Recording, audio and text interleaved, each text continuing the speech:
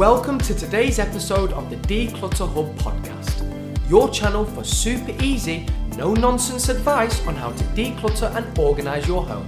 Please welcome your hosts, professional organisers Ingrid Jansen and Leslie Spellman.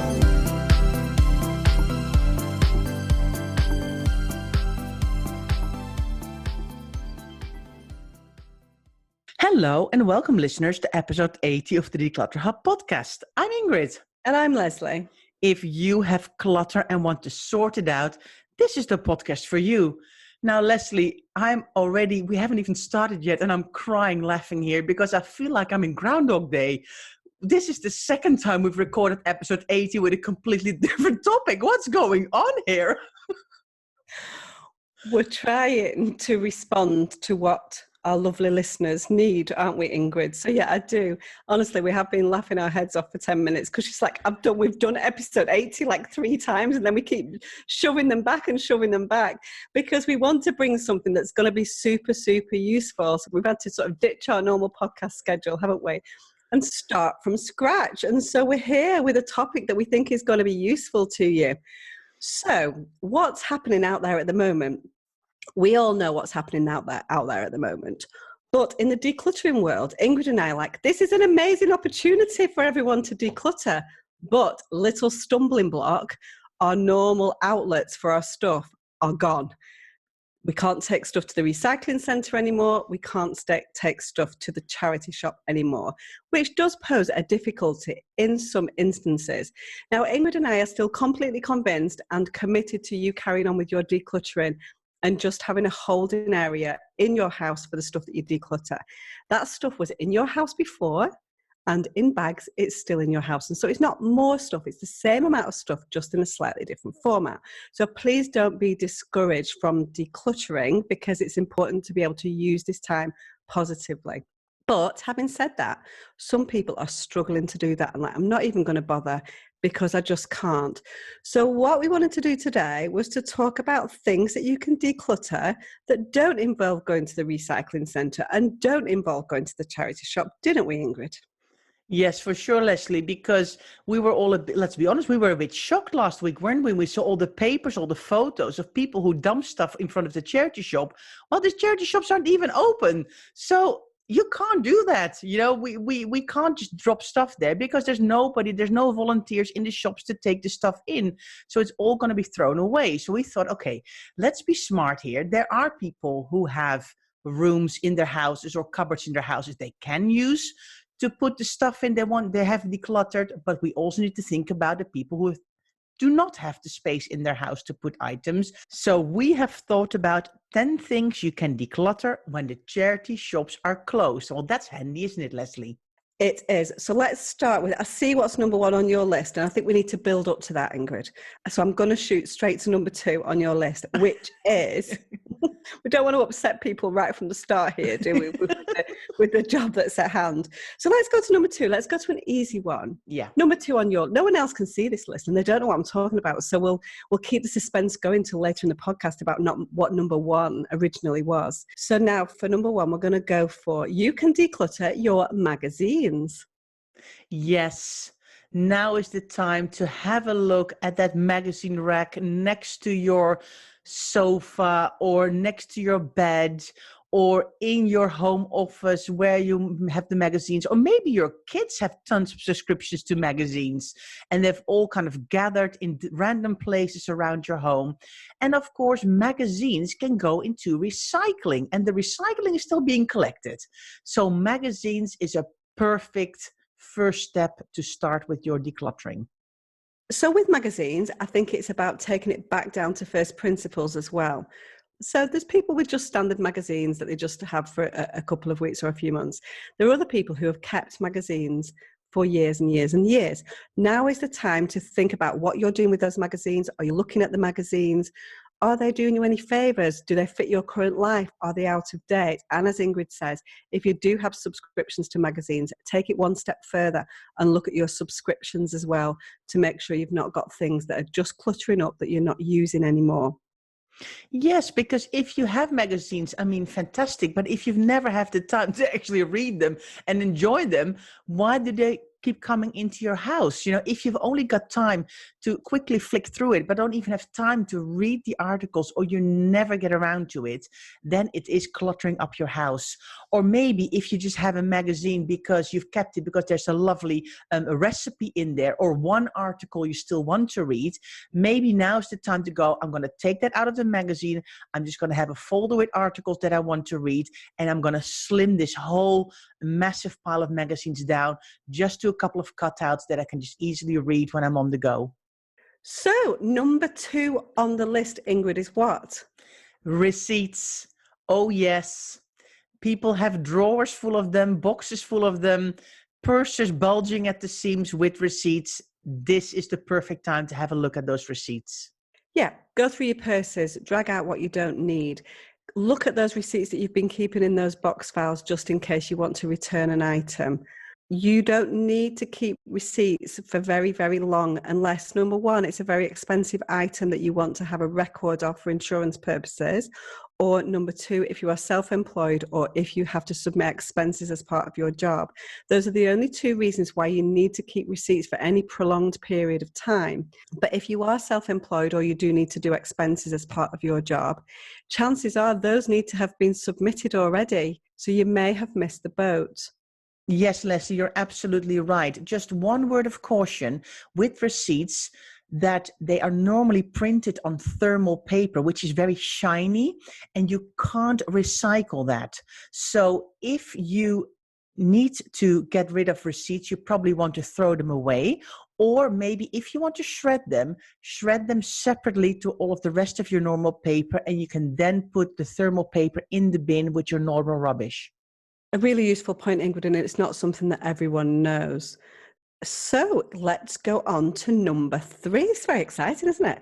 Number 3 on our list. We should have built it up like a top 10, really, shouldn't we? But maybe this can be a top 10. We're building up to the biggie at the end, aren't we? So yes, Leslie, number 3 on our list is emails. You definitely want to have a look at your emails and see if you can declutter some of those. To be fair, not everybody has got lots and lots of time on their hands at the moment, and we absolutely understand that. But if you have, then this is the perfect time to get your email inbox under control. So we just recently went through a 40 days, 40 items challenge, didn't we, in our Facebook group? If you're not a member of the Facebook group, by the way, please come and search us out, because there's loads of fantastic inspiration and motivation from our members in there. Just search for the Declutter Hub community and you will find us there. But one of the things that people really did focus on, and part of the 40 days challenge, was emails, wasn't there? And we had people that were literally getting their email inboxes down from 20, 25,000 down to a few hundred, which is fantastic. And it makes you feel so much better and so much more in control of life. Yes, for sure. And the first step, what you can do with email decluttering, is already start unsubscribing from all the emails you're not even reading. If they don't come in, you don't have to declutter them later either.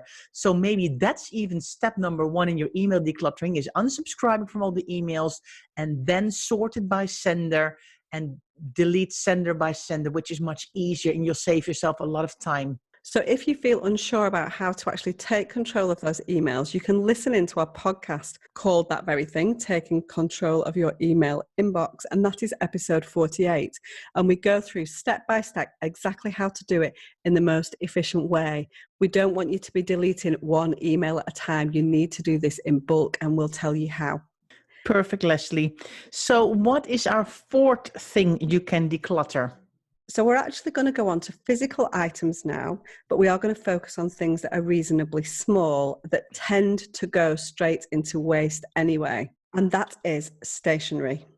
Yes, for sure. Stationery is a perfect thing to declutter. And it's just so satisfying. And, if there's one thing I actually really don't like, Leslie, is grabbing a pen from a holder which then doesn't work. There's nothing more frustrating, isn't it? So if you can look at your stationery, and in specific your pens, and just test them and get all the pens out that don't work anymore. Unfortunately, it's very tricky to recycle pens. So they have a lot of times they have to go into waste. So maybe this is the perfect opportunity to find those pens that are working and that aren't working. There are some recycling schemes out there for pens. If you're in the US, Crayola do a recycling scheme, and if you're in the UK, you can look for a TerraCycle recycling scheme. That's probably not going to be available at the moment, but you can keep those pens to one side, and it's not going to make or break your house at this moment in time because those items are very small. Yes, Leslie. And if you want to have more inspiration on how to declutter stationery, have a listen to podcast number 36, where we talk about all the things involved with decluttering stationery. You can really make some good inroads, can't you, into stationery? And it is, as Ingrid said, it's highly satisfying to get your stationery under control. So that is number 4. And now we're going to go on to number 5. Yes, one of our favorite things to do, actually, Leslie, isn't it? It is the bathroom. Decluttering your bathroom is very, very satisfying because it's a room that you spend quite a lot of time in. Every morning, every evening, you're in the bathroom. So having a nice, decluttered and organized bathroom is just essential for your daily life and your daily routine. So a lot of items that you declutter from a bathroom will be empty bottles or near empty bottles, and they can all go into recycling. So it's a perfect room to tackle while we're all in lockdown. So talking about the bathroom, if you want some advice on how to declutter your bathroom, the bathroom forms part of our 8-week declutter bootcamp, which is available at the moment. So if you do want to tackle your whole house while we're in lockdown, our bootcamp is the perfect way to do it. So we're going to tackle one room at a time, 1 week at a time, and we will tackle the kitchen, clothing, the bathroom, the hallway, garage lofts and basements, toys, books, and laundry. So if you feel inspired and you're like, I really want to spend this time productively decluttering my house, but I'm not sure where to start, come and listen into our boot camp. It's done by video with Ingrid and I. It's all very light-hearted, so it's quite fun. You'll get access to a live Q&A to ask lots of your questions. There's a forum so you can ask other members what they have done. It's a brilliant way to get yourself kick-started. So our 8-week declutter bootcamp, you can do that whenever. So it's not already started. It will start when you purchase it. It's available for the full course for $39, which is about £34, I think, isn't it, Ingrid? And if you don't feel like you want to commit to the whole 8 weeks, then you can pay week by week for $7 or £5-ish a week. It will convert currency to your local currency on checkout, and you will get to keep that content for whenever you want to do it. If you'd like to know more about our Declutter Bootcamp, go to our declutterhub.com website and have a look in the shop, and then you can see all the options that are there, including the Declutter Hub Bootcamp. Okay, so let's now go on to number 6. Now, this is a really, really lovely project to do. So our sentimental items, what we always advise you to do is we advise you to keep sentimental items in a box by family member. Now, sometimes the passage of time means that things become less sentimental over time. And so it's a really useful exercise for you to go through those sentimental boxes from time to time and really keep just the things that really do give you that warm, fuzzy feeling inside. Now, if you want to do the sentimental boxes of your children or even yourself, this is a really, really lovely project to do because now you've got the time to really enjoy all those memories. Yes, Leslie, sentimental items is such a lovely thing to do, but be mindful, it might take you down to a very long trip to memory lane. So do schedule a bit of time if you're going to go down this route. If you'd like to have some inspiration, do have a listen to our podcast 32 and 59 if you'd like to know more about how to do sentimental items. Okay, so we've had a lovely time now decluttering our sentimental items with our family or for ourselves. Now we're going to take it back to something that's not going to be quite as exciting at all, but very necessary and a great time to do that. So number 7 is file folders on your computer. Sounds a little bit dry, that doesn't it, Ingrid? I know. It's like, oh, do I really have to do this? But oh my gosh, it's going to be so nice to have those folders all thinned out, sorted, decluttered, to not have a desktop full of downloads and screens and icons, but have it all cleared out a little bit. And that will be so helpful for future-proofing your computer as well. If you ever have to find something in your computer, it's so much easier if there is a structure there. So if you're not on top of the file folder structure within your computer, now is the perfect time to do that. Boring, boring, boring, but hugely satisfying at the end of it and will help you long term. Yes, and if you do find some random USB sticks in your drawer or amongst your stationery, now's maybe the time to have a look at those as well and kind of go, I wonder what is on these things, and kind of check that and copy paste it or delete the memory sticks. So all those little jobs that you've been meaning to get around to, now is the time you can do all of that. And oh boy, it will make you feel so much better. Absolutely. So now we go on to number 8, which is a little bit more contentious because this is a little bit more personal. So we're still digital, but this is a little bit more personal. Now is the time to get ruthless with our contacts. And contacts come in many different forms, don't they, Ingrid? Yes, it can be your Facebook friends, it can be the contacts in your phone, it can be your acquaintances on LinkedIn, it can be the people in your address book. I mean, we have contacts everywhere. And even just to start by your phone, I recently went through all of them, and it was not an easy job to do, let me tell you this, but you find out that people are in there double. There's people in there that you haven't been in contact with for a long, long time. You don't need the numbers anymore. Mia's mom, and you're like, I don't even know who Mia is anymore. All of those people that you think, why are they in my phone? So quite a tricky job to do, but again, a very satisfying one as well, Leslie.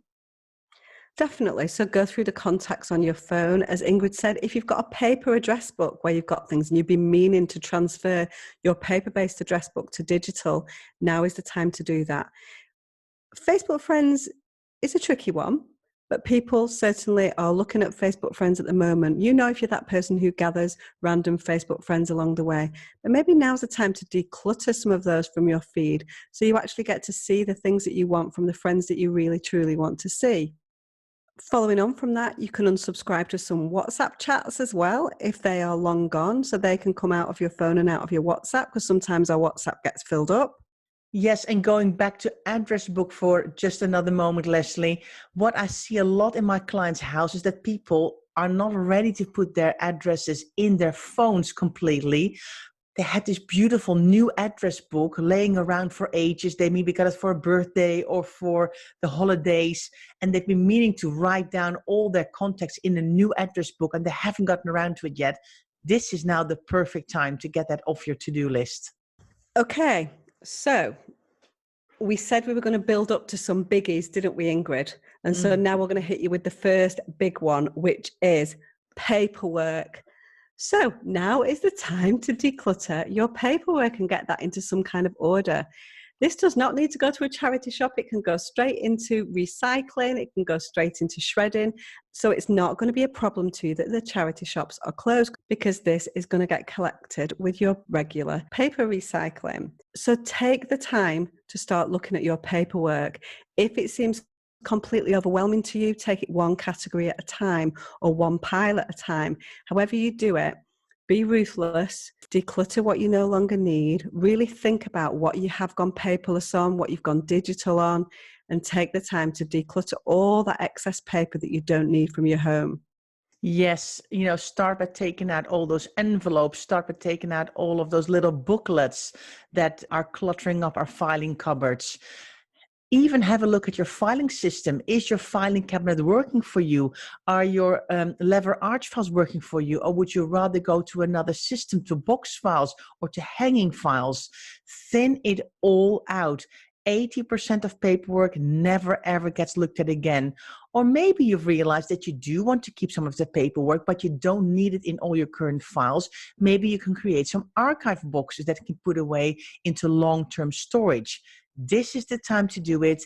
This is the time to get it all sorted.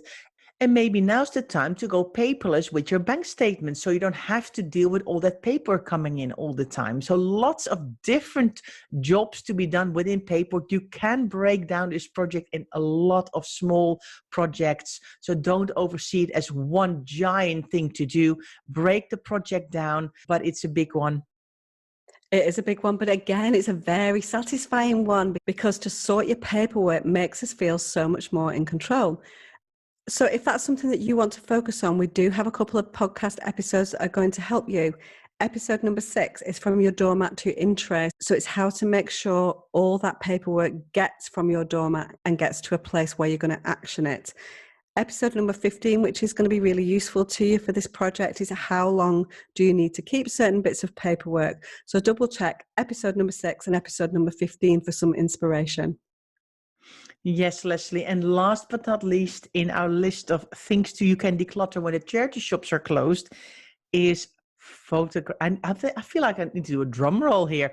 Photographs. Again, this is a big project, and this is a project that's on our to-do list for years and years and years. And we're always like, I'm going to get around to doing that. I'm going to get around to doing photographs. I'll do photographs when I retire. I'll do photographs when I go on sabbatical. All those things. I'll do photographs 1 a week.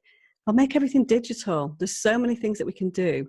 So you're going to have physical photographs and you're going to have digital photographs. We'll leave it up to you to decide what photographs you want to declutter. If you do both, it is a huge job. Digital photograph decluttering is immense because we all take multiple photo after photo after photo to get the right shot, don't we? So physical photographs, the volumes are much smaller than digital photographs. But again, both of those projects are fantastic things to do while we're in lockdown. And again, jumping back to the sentimental project, really, really lovely things to do on your own or with your family to evoke those memories. What a nice time to be able to sit and devote the time to actually looking through things and enjoying them when we're not in that rat race of everyday life. Yeah, and connected to photographs could be maybe you've got some photo frames you've been meaning to fill with photos. You've printed the photos, you have the frames, but you haven't taken the time to actually sit down and put the two together so you can actually hang those frames up or display them on your shelving in your living room or around your house. So that could be a fantastic project to do as well. Or maybe you've been meaning to make a lovely photo album of a special trip that you've made, or when the kids were little, or from a wedding, or a special occasion from when you turned 40 or 50 or 60. All of those projects, you probably already have the albums, you have the photos, if you still do it with physical photos. Now's the time to sit down, dig all that stuff out and sit down and get it all done. Or maybe if you've been planning to do a digital photo book for certain years or for a special occasion, this is a perfect job to get started on that and take the time to figure it all out. And people have said to me, I have not made a physical photo book myself, but they've said to me, once you have one standard album and you figured it all out, the second, third, and fourth album are much easier to create once you've got the layout and you're happy with how it looks. So photographs can be a really tremendous project to get done. So I think we've done our 10 things, Ingrid. Yes, for sure, Leslie. 10 things that don't create a lot of clutter, physical clutter, but are so lovely to tackle and are going to help us to a less cluttered home. So we still firmly believe that you should declutter anything and everything in your home while you've got the opportunity to do that, to create a positive vibe. We are seeing it so often in our Facebook group. People are loving the positive feeling that decluttering brings. We know it because we've worked with it for years and years and years with happy clients who suddenly feel like a weight is lifted off their shoulders. And just because something is digital doesn't mean to say that it doesn't give you that same buzz. There's something very satisfying about taking control of emails, of file folders, of contacts, of photographs, those kind of things. But equally, if you're struggling for space, you can work on the things that are small. So think about things in your home that just have general day-to-day items, bathrooms, kitchens, that kind of thing. So listeners, that's it for this episode. We hope you've all enjoyed listening, are inspired to take action. Have we inspired you to keep decluttering when we're all in lockdown? We really hope so, and that we've given you lots of tips and ideas of items and things you can do. So thanks for taking the time to listen today. If you've enjoyed this podcast, please leave a review and tell us what you think about the show. And if you'd like to get more tips and advice, please follow us on social media. We are on Instagram, Twitter, and Facebook as @Declutter Hub. And we've got a lovely Facebook group called the Declutter Hub Community. We would love to see you there, and take a look at members.declutterhub.com to find out more about our membership. And you can also find details about our bootcamp on the declutterhub.com website when you look in the shop. If you don't want to miss the next weekly episode, subscribe to the Declutter Hub podcast on Apple Podcasts, Spotify, Stitcher, and iHeartRadio, and it will pop into your notifications each Friday. See you next time. Thanks for listening to this week's episode of the Declutter Hub podcast. Check out declutterhub.com for more inspiration and don't forget to tune in next week.